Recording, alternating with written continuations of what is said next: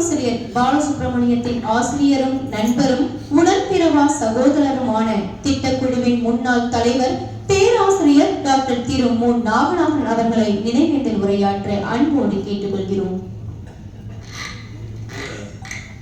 துயரமான ஒரு நிகழ்வில் காலகட்டத்தில் பேச வேண்டிய அவசியம் இருக்கிறது என்று மனம் வந்து நிற்கிறேன்.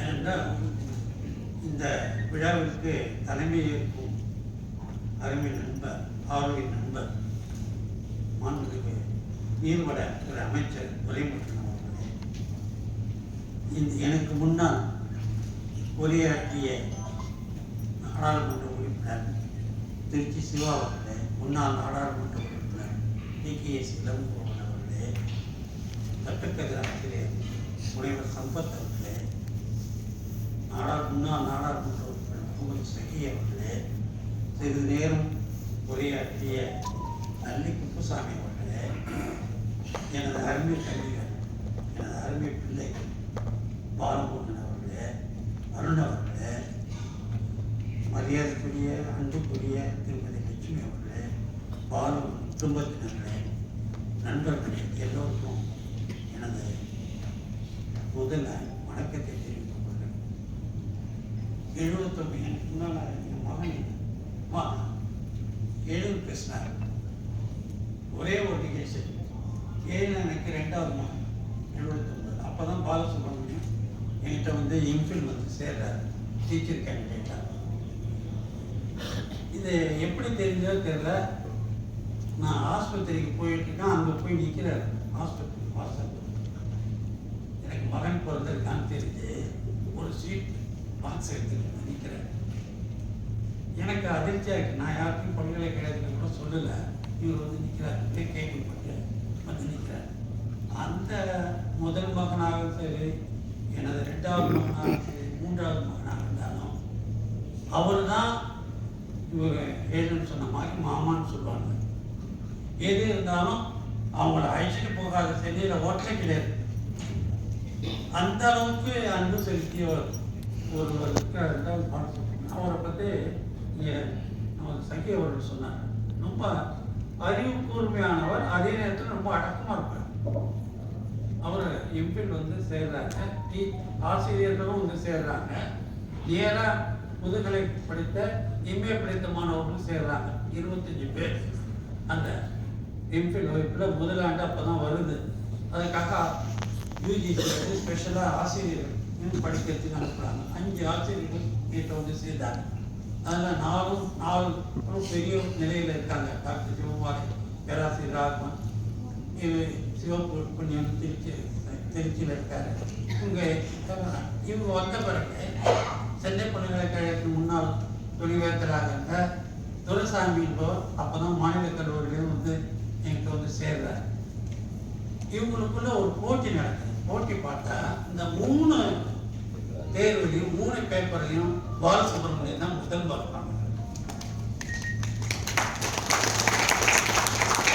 அதிர்ச்சி அடைந்து போனேன். ஏன்னால் அப்போது பாலு வந்து அவருக்கு வந்து இந்த கலை உணர்வு அதிகம் அதிகம். அப்பொழுது பாரதி ராஜா அவர்களுடைய கிழக்க போகிற ரயில் வந்தது. கிழக்க போகிற ரயிலை 23 தடவை போய் பார்த்தாங்க. இந்த 3 பேரும் சேர்ந்து அங்கே வந்து என்கிட்ட வந்து ரொம்ப ஒரு அச்சத்தோடு மரியாதையோடு நடந்து கொள்வார். அப்போ ஜெபமாலை வந்து சொல்லுவார், பாலசுப்ரமணியம் அந்த வசனத்தை ஒவ்வொரு வசனத்தை அப்படியே சொல்றாரு, திருப்பி சொல்றாரு. நான் சகி சொன்ன நினைச்சுக்கிட்டேன்ல, அதே மாதிரி அந்த வசனத்தை அப்படியே சொல்லுவார். அவர் ஒரு பெரிய கலை ரசிகர். அதே மாதிரி உணவு மேல அவருக்கு இருந்த, அவர் வெஜிடேரியன், அவர் நான் வெஜிடேரியன் சாப்பிட மாட்டார். என்னை வந்து எனக்காக நானும் அதிகமாக நீனும் வெஜிடேரியன் நான் வெஜிடேரியன் சாப்பிட்டு வரீங்க. நாங்கள் ஒரு 100 முறை நான் வெஜிடேரியன் ஹோட்டலில் போய் சாப்பிடுவோம். நானும் ஏன்னா இது ஒரு விபத்தா அல்லது அவருக்கு முன்கூட்டியே சிலது தெரியுதா தெரியல. அவர் இறப்பதற்கு 1 வாரத்துக்கு முன்னாடி எனக்கு தொலைபேசியில் பேசுகிறார். நாமக்கலுக்கு போகிறதுக்கு முன்னாடி என்ன சொல்றாரு, சார் நான் உங்களை எப்போ பார்த்தேன் தெரியுமா கேட்டேன். எனக்கு ஞாபகம் இல்லைப்பா. அப்படிதான் சொல்லுவேன். 1970 முரசொலி ஆபீஸ்ல நீங்க முரசொலி மாறன் சார் உட்காந்துருக்கீங்க. அப்போ 1000 விளக்குல இருந்து ரைசிங் ஆபீஸ்ல அப்ப நானும் என் நண்பர் துரைமுருகனும் வந்தோம். அவரு என்னை பிஹெச்டி சேர்க்கிறேன் அப்படின்னு பேராசிரியர் ஒரு லெட்டர் கொடுக்குறேன்னு சொல்லியிருந்தார். நாங்கள் 2 பேரும் வந்தோம். நீங்கள் உள்ளே உட்காந்துருந்தீங்க. அப்போ தான் சார் முதல்ல பார்த்தேன். அப்போ என்னன்னா நான் சொன்னேன், ஒரு கடைசி பேச்சில் இவரை தான் சொல்கிறார், நண்பர் துறைமுருகன் நானும் தான் முதல்ல பார்த்தோம் அப்படின்னு சொன்னார். அப்புறம் இன்னொன்று சொன்னார், சார் நான் வாழ்நாளில் நான் உங்களை மறக்கவே மாட்டேன்.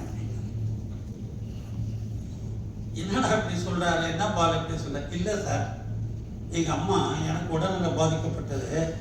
எங்க அம்மா உடல்நிலை பாதிக்கப்பட்டாங்க. உங்க வீட்டில் 2 மாதம் எங்க அம்மா வைத்திருந்தீங்க, நான் எப்படி மறக்கணும்னு சொன்னார். எனக்கு ஒரு பெரிய அதிர்வே அடிச்சது. என்னடா ஏன் இதெல்லாம் நினைவு போடுறாரு?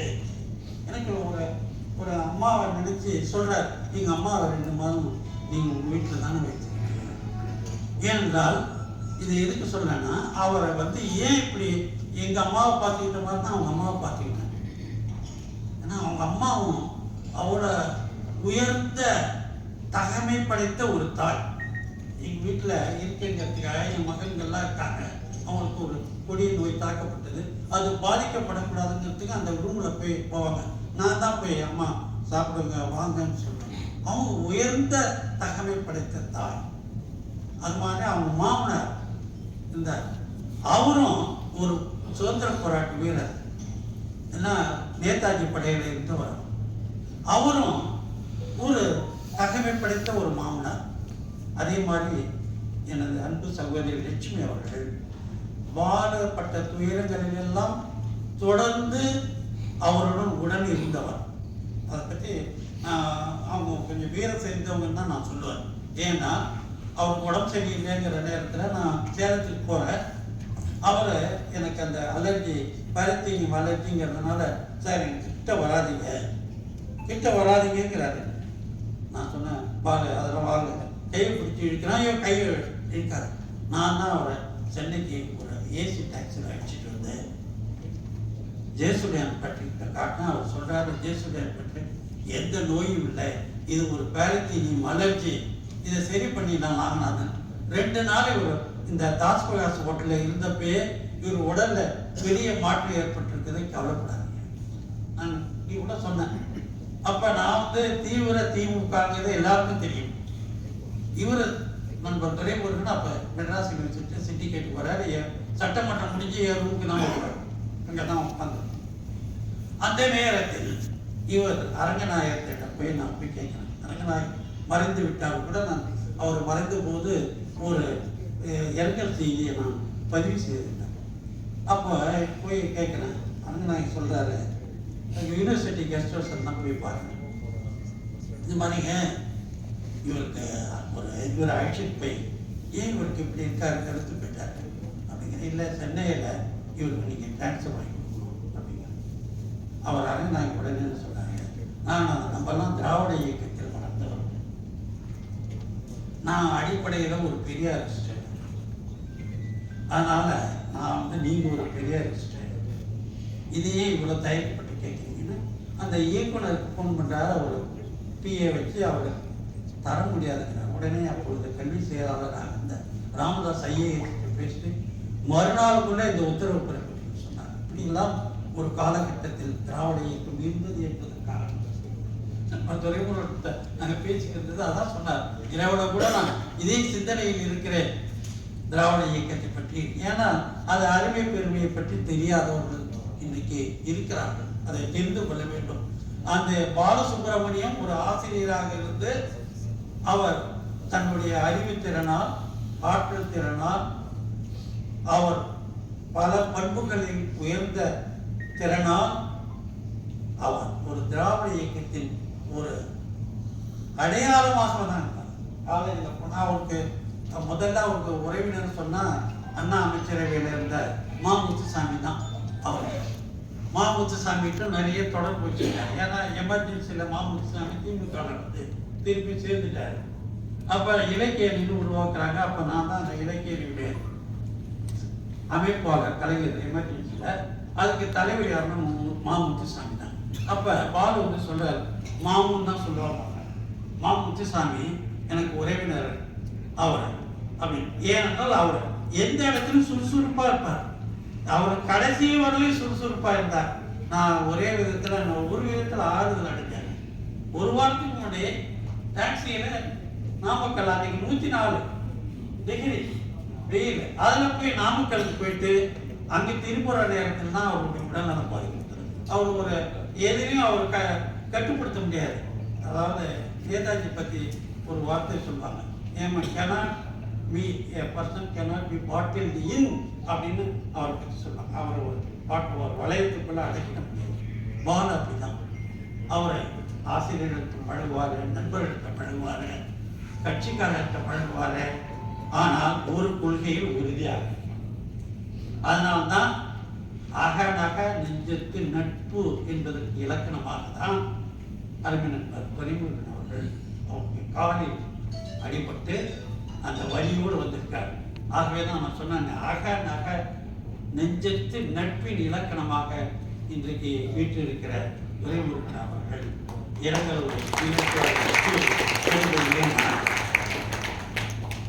திராவிட முன்னேற்ற கழகத்தின் பொதுச் செயலாளரும் மாண்புமிகு நீர்வளத்துறை அமைச்சரும் பேராசிரியர் பாலசுப்ரமணியத்திற்கு என்றும் அன்பு அண்ணனாக இருந்த அண்ணன் திரு துரைமுருகன் அவர்களை நினைவில் உரையாற்ற அன்போடு கேட்டுக்கொள்கிறோம். இங்கே உரையாற்றுகிற பொழுது மகமது சகி அவர்கள் யார் யாரை அவர்களே என்று அழைத்து பேச ஆரம்பித்தாரோ நானும் அதை வழிமொழிந்ததாக ஏற்றுக்கொள்ள வேண்டும் என்று ஏற்றுக்கொள்கிறேன். ஒரு இதயத்தை பிழிகின்ற ஒரு நிகழ்ச்சி இருந்தாலும் சிவாபுரம் சொன்னதை போல் நடக்கக்கூடாது, சில நேரங்களிலே நடந்து விடுகிறது. இவ்வளவு சீக்கிரம் தம்பி பாலுவனுடைய படத்தை திறக்கின்ற ஒரு துர்பாக்கியம் எனக்கு வரும் என்று நான் எதிர்பார்க்கவில்லை. பாலுவனுடைய குணாதிசயங்களை பற்றி அவரோடு மிக நெருக்கமாக பழகியவர்கள் இங்கே பேசியிருக்கிறார்கள். முதலாக பாலுவை கண்டறிந்தவன் சென்னையிலே நான் தான். சட்டக்கல்லூரியிலே சேர்ந்தார். அது ஒரு சின்ன வேடம் தாங்கள். நிறைய பேர் அவரும் வந்து சேர்வாங்க, யாருக்கும் தெரியாது. ஆனால் எங்களுக்கு திமுக இருக்கிறவர்களுக்கு மீனவனுக்கு தூண்டில் போட்டால் மீன் மேல கண்டிருப்பதை போல் திமுகவாக யார் புதுசாக வந்திருக்கிறான் என்று தேடிக்கொண்டே இருப்போம். பேசுகிற பொழுது அவன் உடை நடை பாவனை கண்டுபிடித்து ஆள் சேர்த்துப்போம். அப்படி பாலு தனியாக போயிட்டு இருந்தார். பஸ்ஸில் போவோம் வருவோம். ஒரு நாள் இப்போ எல்லாம் திமுகவில் வேட்பாளர் ஒரு கருப்பு தொட்டு போட்டுக்கிறாங்களே, அந்த தொட்டு போட்டுக்கிட்டு இருந்தார். உடனே சொன்னேன் ரகுமான்கிட்ட, பாய் நமக்கு ஒரு ஆள் கிடைச்சிருக்கான், இவனோட கூட பிடிக்கணும். உடனே பாலு கூப்பிட்டேன், தம்பி எந்த ஊருன்னு அவன் சொன்னான். பிறகு அவரிடத்தில் நாங்கள் கேட்ட பொழுது சில நேரங்கள் அவனை வந்து மன்னிச்சுங்க, எனக்கு அவனோட இருக்கிற பழக்கத்தில் கேட்ட பொழுது கிட்டத்தட்ட சர்வீஸ் கமிஷனை 8 தினத்துக்கு மேலே எழுதி அவருக்கு அந்த சர்வீஸ் கமிஷனில் குரூப் கிடைக்காம போச்சு. அப்போ அதான் அதனால நான் லா காலேஜில் சேர்ந்துட்டேன்னு சொன்னார். அதனால லா காலேஜில் அவர் சேர்ந்திருந்தாலும் அவருடைய குரூப் கொடுக்கணும். காரணம், தமிழ்நாட்டிலேயே எக்கனாமிக் சப்ஜெக்டில் மெட்ராஸ் யூனிவர்சிட்டியில் ஃபர்ஸ்ட் குரூப் மெடல் வாங்கினவர் பாலு. சந்திரலேகன் ஒரு ஐஏஎஸ் ஆஃபீஸர் இருந்தார். அவங்க திருச்சியில் அவரோட கான்டாக்ட் தான் இவருக்கும் அவருக்கு தான் போட்டி. அதில் பாலு அவரையும் வின் பண்ணார். இவருக்கு கிடைக்கிற குரூப் ஒன்று, ஆனால் சென்னையில் ஐஏஎஸ் கிடைச்சு அதையும் முதல் தடை பார்த்தான்னு தெரியல. அதனால அப்படிப்பட்ட ஒரு இதான் தெரிஞ்சுக்கிட்டு வராங்க. வாழ்க்கை கிடைக்கல. சரி என்று பார்த்தோம். வேகம்னா ஒரு புதுசாக வந்திருக்க வந்தே மாதிரி மட்டை அதை விட பாஸ் ரொம்ப வேகம் சுறு. என்ன விஷயம் கேட்டீங்கன்னா, சட்டக்கல்லூரிலேயே எம்ஜிஆர் ரசிக மன்றத்தை ஆரம்பிச்சு வாங்க. எம்ஜிஆர் ரசிக மன்றம் இவருக்கு சொன்னாங்க, எங்களுக்கு எதிரில் மேகலா தியேட்டர் இருக்கும், அது எம்ஜிஆர் படம் ஓடும். டெய்லி அவங்க ஒரு செட் இருக்கும், அந்த செட்டுக்கு போயிட்டு வருவாங்க. செகண்ட் ஷோ போய் கேஷ் முடிஞ்ச உடனே வருவாங்க. என் ரூமு கீழே இருக்கும், நானும் கஜராஜன் என் ரூமில் உட்காந்துருப்போம். முடிச்சுட்டு வருவாங்க. என்னப்பா அண்ணே, என்னப்பா அண்ணே இன்னைக்கு எம்ஜிஆர் படம் ஃபுல்லாகிடுச்சுண்ணா. அந்த தேட்டரில் படம் ஃபுல்லாகிறத பார்த்துட்டு வருவார். அந்த அளவுக்கு எம்ஜிஆர் மீது அவருக்கு அபரிமிதமாக.